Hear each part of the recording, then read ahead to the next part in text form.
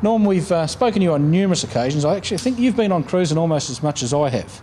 Not quite. Not quite, but we have spoken to you at various hot rod shows around Australia, Bright, things like that. Yep. The one you're leaning on, this is your newest project, we'd probably say. You've been Salt Lake racing for a long time, you and Wayne. Yep. We even spoke to you at the Salt with that particular car, right. which we still got when here. we blew it up that time, yeah. One of the times. One of the times, yeah. With this one here, this is Nostalgia Racer? Yeah, we've since Cruizin has started a Nostalgia drag racing series. That's in the magazine, not the TV show. Yeah, as in the magazine, yeah. I've you know, like anything in hot rodding, I try and support it, and we've gone to a lot of their events, and I decided we should build a car because I get a bit excited.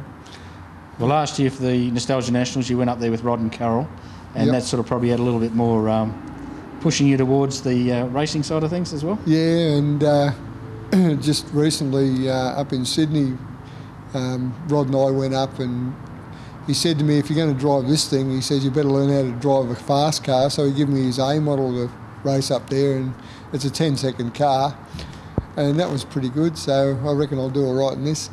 So what are you realistically hoping for with this? This is a steel chassis car? It's a tube chassis. Yeah. And Elvis done the body, and he normally has a 2-inch chop, and we've taken another 8 inches out of that, much to his disgust. He didn't want me to do it, and I said to him, come on mate, we can do it, you know, and he said, well, okay, and he had to go, and he likes it now, he loves it, yeah. So where you're sitting, you're actually looking out over the top of the roof. Yeah, you've got to look over the top of the roof. There's just no way you could look through the windscreen anymore.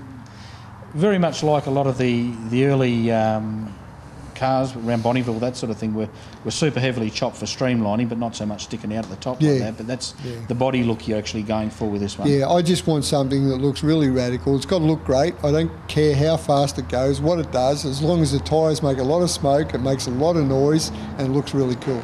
So what have we got up the front here to push it along? We're going to be running a 429 big block.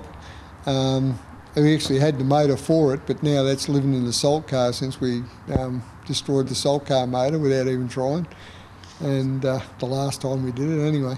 So it's something you can realistically swap motor from one to the other to whether you're going out in the... Yeah, I thought it was a good idea because we had a lot of parts left over from various blow-ups and stuff I've scabbed from here and there and everywhere, and I thought it was a good way to do it. And I like the old big block Fords. They seem to be a pretty resilient motor. They've got lots of torque, lots of power, so that's what we want.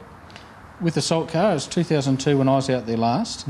We didn't have any Salt Lake racing this year thanks to a little bit of precipitation that kept the entry onto the salt wet. The track itself had dried, or the salt itself had dried, but you couldn't get out there. What's your plans with that one? You're still chasing that elusive 200 mile an hour, I think, aren't you? Yeah, we're getting close. We're 195.5 mile an hour. It's 4.5 mile an hour. It doesn't seem like a lot, but it's a lot of effort and a lot of dollars, and I can't understand why we haven't got it now, but we run the new motor on the dyno, and we had another 140 foot-pounds of torque, so I reckon that should be good enough for 4.5 mile an hour at least. And we're pretty confident. We've got a big fuel system in there now. The fuel system is the size of a starter motor, the fuel pump, and there's a 1-inch line feeding into it. So if it's not getting any fuel now, there's something wrong. Well, if it ain't going to get the speed, you're going to drown it. One way or the other, yeah, we'll get there.